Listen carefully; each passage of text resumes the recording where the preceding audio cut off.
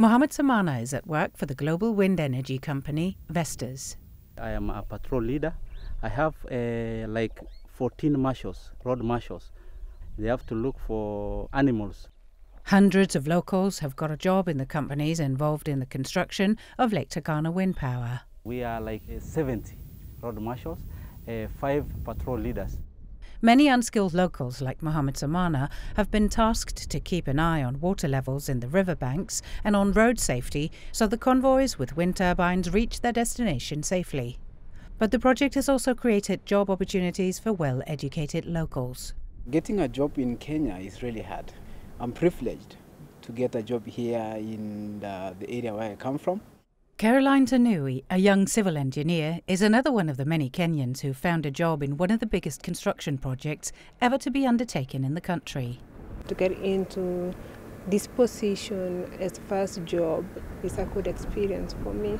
Of course, it's a new sector, it's a new experience for everyone.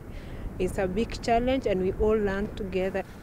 From the very beginning, employment of local Kenyan labour has been an important strategy of Vestas and Lake Turkana Wind Power, and this will continue after the construction of the wind farm.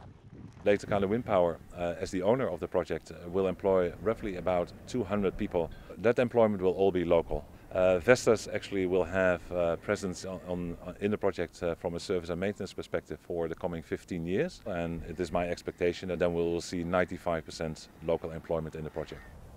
When the wind turbines are spinning full speed, the shareholders in Lake Turkana Wind Power expect a 12% return in their investment. But the successful construction of the biggest wind farm in Africa will also boost Kenya's self-confidence and reputation. There's a feel-good factor that we've been able to accomplish it within our own borders. But also, it sends a signal to the world that in this region, in Africa also, it is possible to undertake, financially, logistically and technically complex projects in remote parts of Kenya and of Africa. For the Kenyan consumer, electricity generated from the Lake Turkana wind farm spells access to cheap and green energy. And cheap energy can attract businesses to Kenya.